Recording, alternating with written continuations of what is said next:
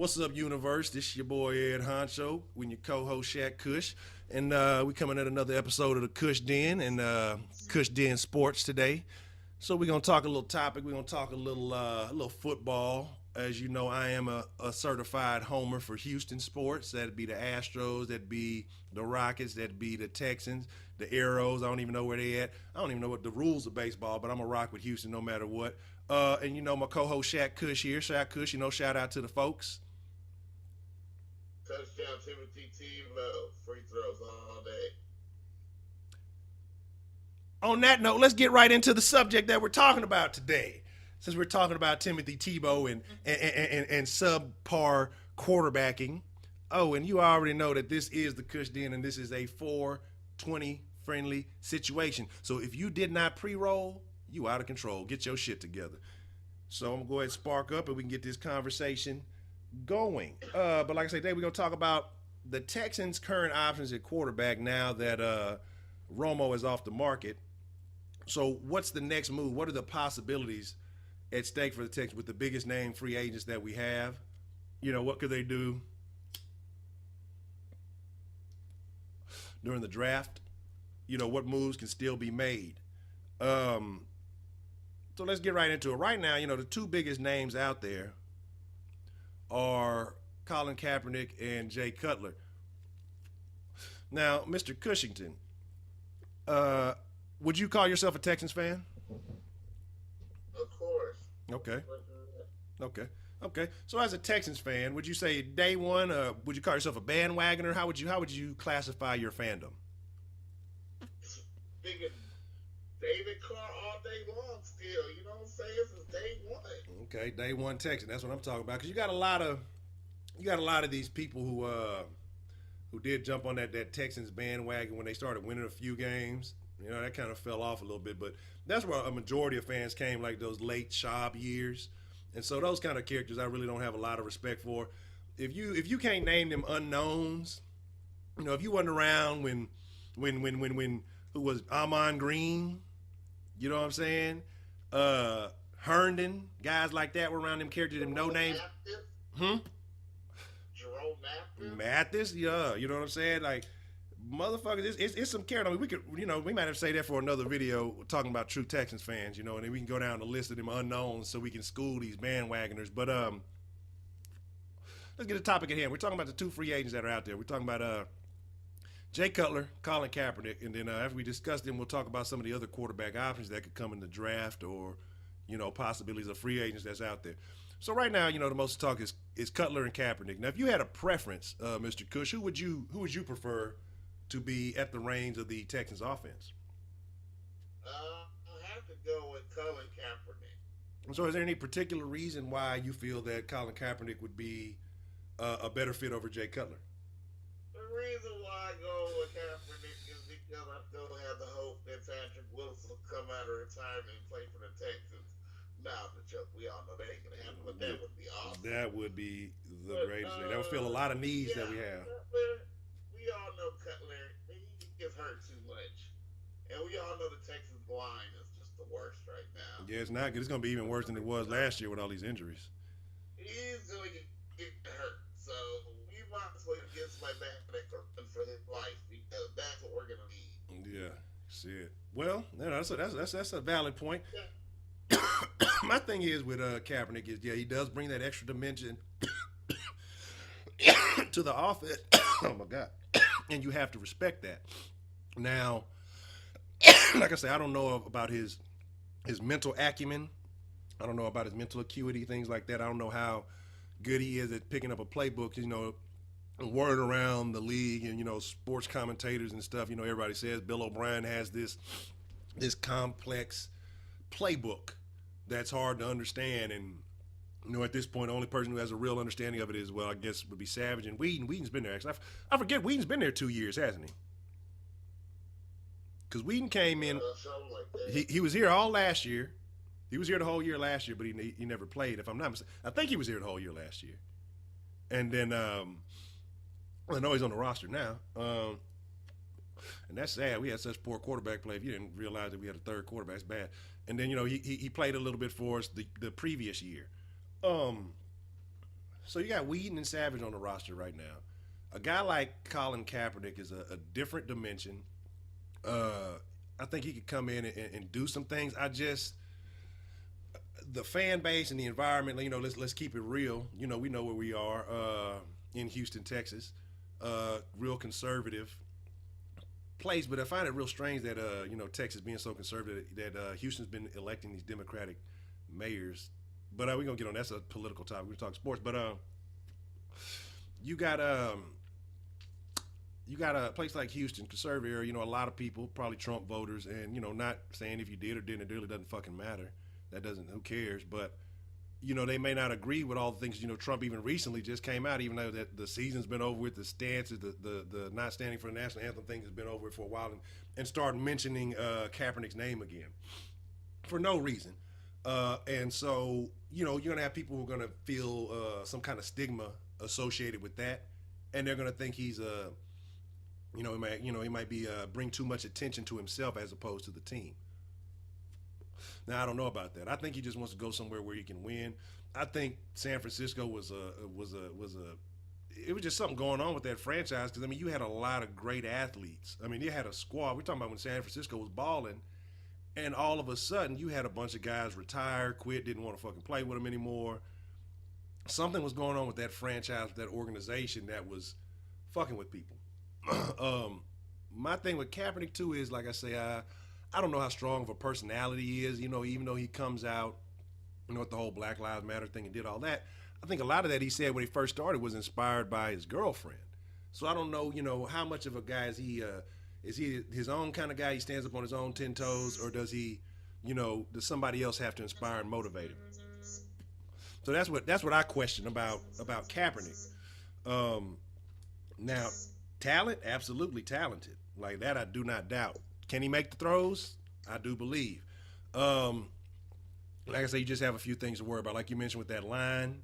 But I'd love to see somebody like that setting up Will and DeAndre, because now you have to respect the fact that your quarterback can run. You can't cheat guys like this. You know what I mean? You have to play honestly now, and then that's a facet that could be beneficial. With a weak O line. So now you can't be one dimensional because you have a quarterback who can move the ball, with his feet too. Now, I think Kaepernick would be a nice addition. Now let's talk about the other guy, the big name or big name free agent veteran, Jay Cutler. So what are your thoughts on Jay Cutler?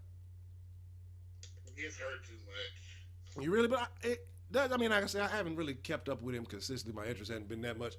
I don't when injury prone doesn't come to mind, but if he has been, I'm not aware. My biggest deal with him, my thing with him, I think, is the biggest problem I can see with him in a Texans uniform is his personality and Bill O'Brien's personality, and I don't see that shit meshing well together at all. Because when you see Cutler out there, like, he could throw a fucking interception, he could fucking fuck up in a major way, and he's real nonchalant about everything, which is okay, I guess. That's kind of how you want to be. You want to have a short-term memory, but at the same time, he just kind of has this I don't give a fuck look on his face at all times, and that just it makes it kind of difficult to believe that he wants to give it his all. You know what I mean? Sometimes I think he's just kind of out there collecting a check.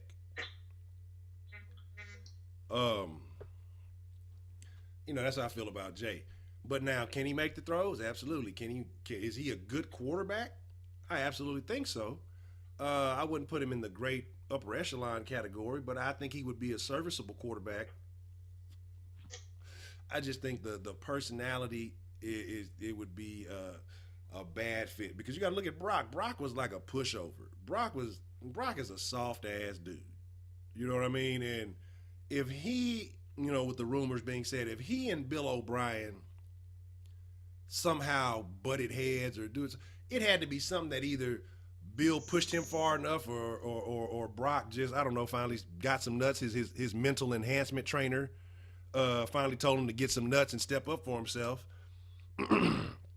But honestly, it's just that I just think I think personality would be the biggest issue between Jay Cutler and the Texans. Like I said, and Bill O'Brien. Now you got a couple other people talking about some other things out there. Like I said, I don't really keep up with the college game too much, so I only get what I get, mainly from highlights and shit like that. But I know a name out there.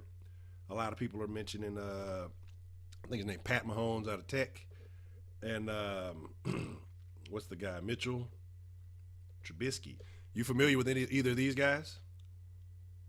Yeah, well, rookie quarterback. We need somebody to go out there and make play. So, are you a? No, that's awful. That'll be an awful decision. So, are you opposed to drafting a rookie quarterback and letting him sit behind a veteran and learn? Give him time to learn the playbook. So he'd have to. We need to get rid of the coach because with his super complex playbook that nobody can read. No, fuck that, dog. Fuck that. Because the guy, my thing is, people tolerated fucking Gary Kubiak for so fucking long. I was trying to get rid of Kubiak before fucking Phillips came. Phillips saved his fucking job. Got him a fucking Super Bowl. To me, Kubiak was a fucking hack job. Anyway, but people. Kubiak have a ring? Yeah, he got a ring. But but not from fucking. Shit, what's his name got a ring? He was with the Pats. He got a ring too. The same way Kubiak got his. So shit. Now what does that say? What does that mean? Wade Phillips got rings. They all got rings. All of those people got rings. Every motherfucker in that who's from the Pats organization damn near has a ring. And we're the damn Patriot South over here with all of the motherfuckers that we keep bringing in. All the fucking Patriot leftovers we bring in and fucking, try to emulate this shit and something's not clicking. But my deal is this: Bill O'Brien has had a winning record every year he's been here. Is that justifiable for firing a coach? He's a hot commodity. It's a lot of fucking teams that were eager to see what was going to happen with the Texans and Bill O'Brien after this, because there was a lot of rumors floating that he was going to get fired after the season, which I thought was fucking ridiculous. If that would have happened, I might have been a real angry Texans fan. But he's had a winning record every year he's been here. With what at quarterback? With no quarterback, dog. With he didn't want Brock Osweiler. Rick Smith went out and got Brock Osweiler on his own. Bill O'Brien didn't want Brock Osweiler, but you can't come out and say, okay, we paid this motherfucker a bunch of money and say, man, I don't want this fucking shitty ass quarterback. I don't want this fucking gallon of dumpster juice. I don't want this fucking BFI bin. That dude was hot trash, dog. You know what I mean? And he did his best to work with him because they invested the fucking money in him. And shit, so you had to. But he didn't want to fuck with Osweiler. He fucking hated working with Osweiler. He knew Osweiler wasn't that good, dog. Fucking Rick Smith. And I gave Rick Smith a lot of credit for the Osweiler trade this year, but I'm taking all my credit back from Rick Smith. I'm not giving him any credit. I'm giving the Browns credit for making a smart move. Rick Smith just happened to be in the right place at the right time to be able to execute that transaction. Rick Smith is the reason that we were in the fuck up in the first place. So you don't get credit for being a great GM for just fixing your fuck up. You know what I mean? But, like I say, I think Rick Smith is the fucking problem.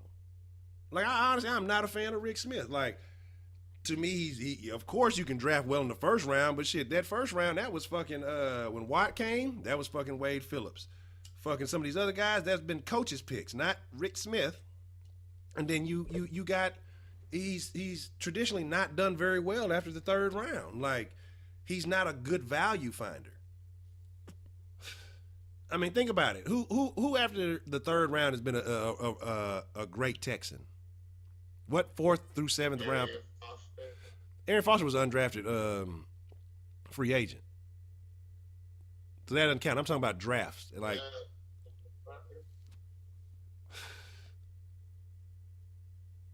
I can't think off the top of my head right now. That's what I'm saying. How did they get Bouye? Was Bouye drafted or was Bouye a free agent? What about about the defensive tackle, DJ Reader? What draft was he? Reader, I think Reader was third or fourth rounder. I have to go back and look, but he's still relatively new. He ain't just panned out into nothing amazing yet.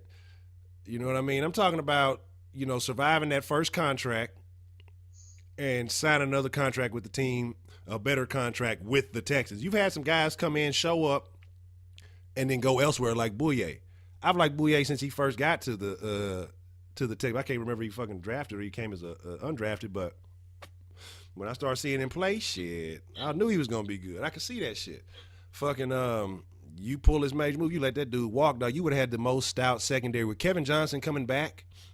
You'd have kept Bouye. It'd have been hard pressed to find a better secondary. Jacksonville had something going. Now they really got something going because they got that motherfucker. But you'd have been hard pressed to find 2 or 3 better secondaries. And like I say, with Kevin Johnson's gonna be the truth. He was already on his way to becoming a real a household name. And then he got hurt. J. Joe is all right, but he's declining. Kareem's declining. Actually, I've gone way off topic. We're supposed to be talking about quarterbacks, but other factors into this shit. There's a lot of factors. Like I say, Rick Smith to me is the problem as to why we're not maintaining the level of success that we could. Because, man, think about it. We've had some talent. It was a year we had 8 or 9 Pro Bowlers. We had the most Pro Bowlers in the league. This was under Kubiak's watch. And, man, we weren't doing shit, dog. We couldn't get past, we have historically not been able to beat the Patriots no matter what, dog. And now we've become, like I say, a wannabe carbon copy minus the Tom Brady.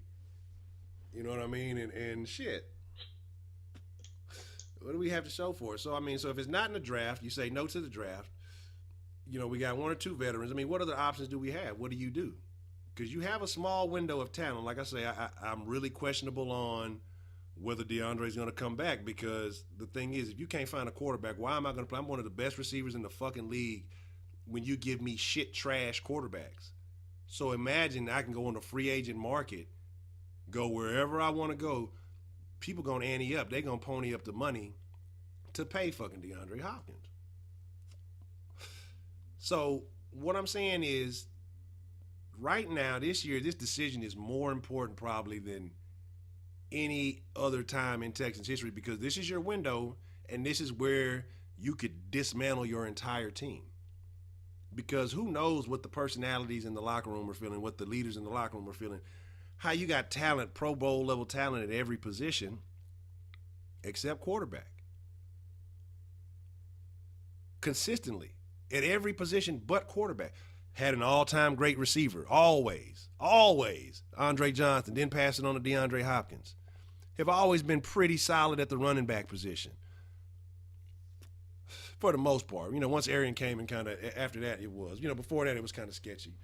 With Slayton and Davis and all them type of dudes. But what I'm saying, man, is it's really important. So what decision do you make? You have to do something. So what do? You can't do nothing. You either go after one of these guys or you make a move in the draft. Do you believe you have that much faith in Kaepernick that he's the guy that you go behind for the next 2 years while you have this window? Hey, a better choice than anybody else we got. So you feel that there's no talent available elsewhere. Who's out there? Who's still out there? I think Case is still out there. Case Keenum might still be out there. Wow. Shit, Brett Favre might still be out there. Well. Hell no. We have a quarterback. We just need to groom him.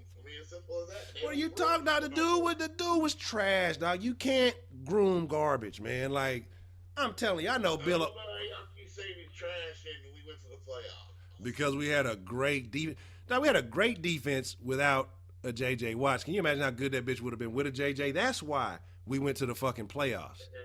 That's why we went to so hold on. Because clean out my ears here, because if I'm hearing you right, let me get up in there real good. So basically, you're saying the dude who would barely have 100 yards passing by the fourth quarter is responsible for the success of the Texans? Yeah, say you're responsible. Never said you're responsible. Let's say no, we went to the playoffs. We went to the playoffs in spite of Brock Osweiler. We went to the playoffs and held a decent, played a decent. Okay, here we go. Played better than Andrew Luck because his team went to the playoffs and they did. No, dog. Now you're giving him way too much credit, dog. You're giving him way too much credit. Like, no. Okay, well, let's compare the stats. Man, let me Google this shit real quick. I bet, without looking, I guarantee that Blake Bortles and Andrew Luck both had more passing yards than he did. I'll go out on a limb, not even going to go out on a limb. I bet they both had more touchdowns than he did. Yeah, everybody probably had more touchdowns than Trent Dilfer did too whenever he won the Super Bowl. Trent Dilfer didn't win the fucking Super Bowl. Trent Dilfer was at the Super Bowl. He ain't do shit. Trent Dilfer ain't you. No, I don't ever want to hear anybody say Trent Dilfer won the Super Bowl. Ray Lewis won the Super Bowl. Are you really going to give Trent Dilfer credit? Have we gone this far down the hole of Brock Osweiler loving that we're going to start giving Trent Dilfer credit for a Super Bowl victory? Who all was on that team? Who was on what team? That's when they had Jamal Lewis, right? Yeah. That's when they had who else they had on that team? That was Bolden wasn't on that team. Who else they had on the fucking Ravens on that fucking team? Who am I thinking about? They had a badass receiver.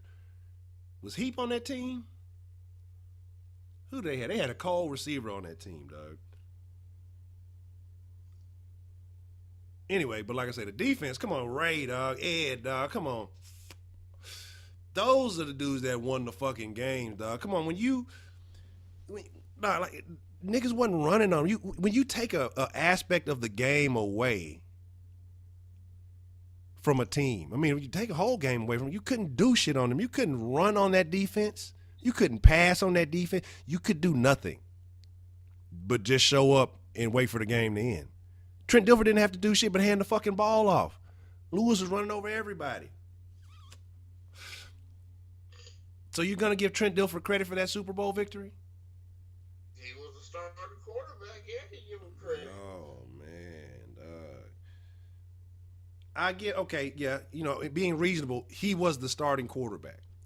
But if they had something like, what's that shit in basketball where basically, like, I don't know if it's the player efficiency rating is the one that tells how much a player is involved or how much of the scoring or whatever the plays are involved with a player. That dude, Trent Dilfer, was probably a 0.0, dog. The dude was unnecessary. You could have put anybody back there. Anybody back there. And fucking, well, they didn't have other players on the bench that could have played quarterback that didn't do it. Man, look, they didn't have to. Because there was no reason to take Dilfer out because all he had to do was hand the fucking ball off. Shit, what are you going to get benched for having to do that for? Just like I talked so much about Brock, but, I mean, Tom Savage apparently can't do it. That's why he didn't get the starting position. What? No, Tom Savage didn't get the starting position because, like I just said, Rick Smith went out and spent a bunch of money to try to bring in a name to think he was pulling some kind of power move by stealing the fucking backup quarterback from the Broncos, and he thought that he was just doing some shit without consulting anybody and fucking pulled off a fucking flop. That's not the same, dog. Like, Savage played better. Up to the playoffs this year, we'll see. Shit. That may be the fucking option. I mean, like, that's what I'm saying. We're not even talking about that. We're talking about bringing all these other quarterbacks in. But who knows the playbook better than Savage? Well, he can't get it done. That's why he's not a starter. What are you talking about? He was playing in the game and he had a concussion protocol. That's the only reason he didn't play. He didn't even throw a touchdown not one time he played. He played one. Like he was out there playing like Tom Brady. He played one time. He played one time. One whole game. That's enough. No. So that's enough for him to play one game, and this dude Brockton played a whole season, but it wasn't enough for Brock. But it was enough for Savage. How? Come on, man. I hope I don't get sued for saying that. That copyrighted. Come on, man. Fuck that. Come on, man. Like, no, dog. Can't do it. You can't give Brock a pass. And this dude has been a starter for more. I mean, not a starter. He's been in the NFL for more years. Played, started, been in more games. Has the experience in the situations. And say, oh, he didn't get a chance. But then, looking at all the involved circumstances, say that Savage wasn't good enough. You're telling me that Savage can't do everything Brock did, which was nothing? Brock had... He couldn't score touchdowns. Brock couldn't score touchdowns. Oh, well, he had a touchdown on his belt. Duh, this is ridiculous stuff you're saying. Ridiculous stuff. There were periods of time where Brock was going 6 to 7 quarters without scoring a touchdown, dog.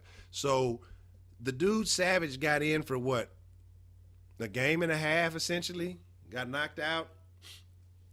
Didn't score a touchdown, but he was moving the offense. You know, you seen a difference in the fucking offense. He got hit by the same people Brock did. Brock got his ass up every time. Like I said, a noticeable. Exactly. No, dog, come on. No, it's no exactly nothing. No, exactly nothing. No, listen. No, listen. No. No. I would talk shit about Brock, but they didn't. They went to the playoffs. You give the guy another chance. No, you don't give a guy a fucking chance because he wasn't the one. He got yanked because in the game, it was a game that could have got us out of. We wouldn't have been in the playoffs. He would have lost it. The reason Savage did not go back in after he was hurt. He was going back in the game, put his helmet on, everything. They came back and said that he didn't pass the concussion. I've never seen no shit like that in my life. Where you come out, they say you passed the concussion protocol. You come out, I think he actually came in for a play or two. Then at half, couldn't come back out. They put Brock back in because they said that Savage was out with a concussion. So through concussion protocol into the next game, it led over to the point where he'd missed practice time for a playoff game. So of course, he can't play. You don't start. You got to start the guy who can actually practice. You win the game, then you keep going. That's just what it is. Savage just fell into an unfortunate circumstance. You're talking crazy, man. Brock fell into a fortunate circumstance. Savage fell into an unfortunate circumstance. Now, my worry about Savage, though, is that he has had only a limited amount of time playing. And in those limited amounts of time playing, he has gotten hurt. So, yeah, that's an issue. That's something to consider. But to say that Brock Osweiler is better than Tom Savage, I'm going to respectfully disagree. Y'all are crazy. First of all, to say, not all of this falls on Brock's shoulder. It falls also on good coaching. Bill O'Brien not a good coach. Bill Belichick whooped our ass with a third-string quarterback that had not played since. Absolutely. But look at this. Receivers that are not even, they would probably not even start on other teams. Okay, but what I'm saying, so is that on the offense or is that on the defense? That's on Bill O'Brien is horrible. On a third, if you got a third string quarterback playing against your defense needs to step up and make plays. They should be feasting. So if the defense doesn't do their job on that. We're the number one defense in the league, and we still didn't shine. But whose fault is that? That's not Bill O'Brien's fault. As a head coach, as a head coach, yes, the L falls under him. Here's the story not on Brock. The subject is who should we pick now because Brock's gone. He's gonna go to the Super Bowl with the Browns. Let's go ahead and get Colin free to run around for a couple of years until they rebuild that line. Because until we get a line, ain't nobody gonna last that quarterback. I don't care who the fuck you put back there. Dog. You're talking crazy. You're talking real crazy. It's true. Who will you put? You put Tom Brady back there, he's gonna get hurt too because he gets sacked. Look. He'll probably fuck around. And choke Bill O'Brien on the sideline because he gets sacked so many times. So now Tom Brady is Latrell Sprewell. Basically. On that note, we need to end this conversation. Tom Brady is Latrell Sprewell. That's what I'm going to name this. That's what is going to be the title of this video. So anybody watches this shit, they're going to be wondering what the fuck. is going on, and you can thank Shaq Kush for that. And so thank Shaq Kush by going and giving him a follow on the Twitter and the Instagram. You know, his credentials are right there. So, you know, do that damn thing. I'm the real Ed Honcho. I don't know what to think for the rest of the day. Tom Brady is Latrell Sprewell. Wildest thing I've ever heard. Brock Osweiler is better than Tom Savage. That's the second wildest thing I've ever heard. Shaq Kush, you got any shout-outs, man, before we get up out of here?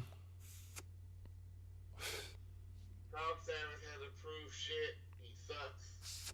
Brock going to the Super Bowl with the Browns. Touchdown Timothy Tebow. Tom Brady will choke the shit out of Bill O'Brien because he's horrible. Everybody gives that man kudos because he sat under Bill Belichick. Who gives a shit? Fuck Bill O'Brien. And on that note, it's your boy Ed Honcho. Shout out to that boy Bart Hempson. I don't know what to say about that. I'm done. I'm done. It's Ed Honcho. Deuce up. I'm fucking out of here, man.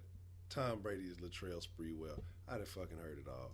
I done heard this nigga just said that, man, that fucking Brock Osweiler is going to the fucking Super Bowl with the fucking Cleveland Browns. Good night, universe.